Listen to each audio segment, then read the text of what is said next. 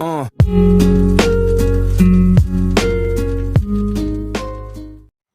वालेकुम, welcome back to my YouTube channel. I hope आप लोग ठीक होंगे और मैं भी बिल्कुल ठीक हूँ, अल्हम्दुलिल्लाह। आज मैं अपनी सिस्टर के साथ बाहर आउटिंग में गई थी क्योंकि हम घर पे बहुत ज़्यादा बोर हो रहे थे। हमने तो पूरा दिन सो के गुजार लिया था, लेकिन रात हो गई थी। लेकिन हमने कहा चलो हम बाहर ही आउटिंग कर लेते। फिर हम लोग मैकडॉनल्ड्स और यहाँ पे बहुत अच्छी अच्छी शॉप्स बनी हुई थी।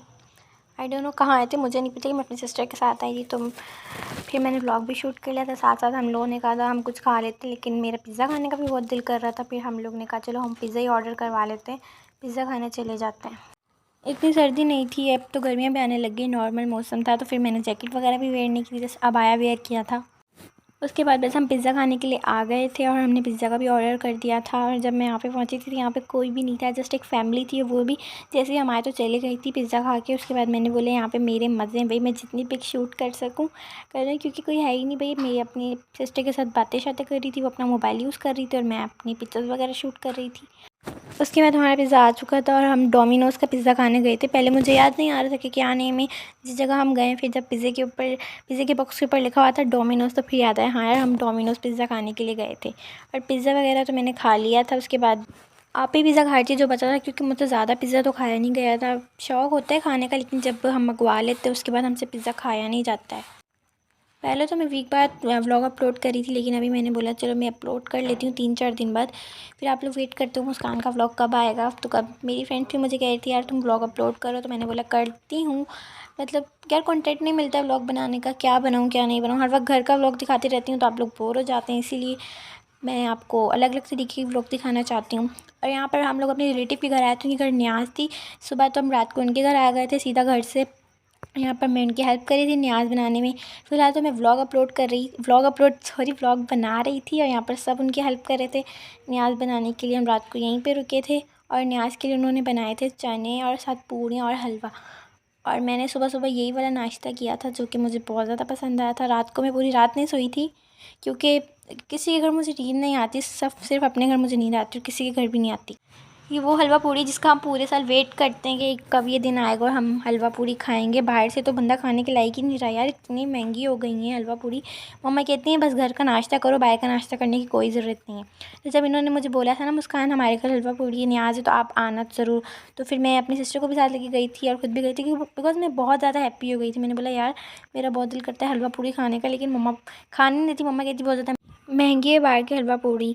तो बस यहाँ पर मैं देख रही थी कि पूरियाँ किस तरह बनाई जाती हैं। उनको एक्सपीरियंस है बनाने का, क्योंकि वो हर साल बनाते हैं। मुझे एक्सपीरियंस नहीं है तो मैं भी देख रही थी, मतलब मुझे क्या करनी है बना के, लेकिन देखने में कोई हर्ष थोड़ी है।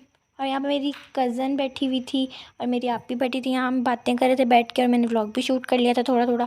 यहाँ पर सुबह का जो मौसम होता है ना वो बहुत अच्छा होता है। हमारे घर पे तो मैं 2-3 बजे सोकर उठती हूँ, यहाँ पर तो मैं पूरी रात नहीं सोई थी। मैंने कहा था अगर मैं सो गई ना तो मुझसे सुबह उठा नहीं जाएगा, क्योंकि हमें सुबह जल्दी घर आना था। वहाँ पर रात में तो हम रह गए थे अपनी कज़न के घर, लेकिन हमें सुबह जल्दी घर आना था, फिर इसीलिए मैं नहीं सोई थी पूरी रात।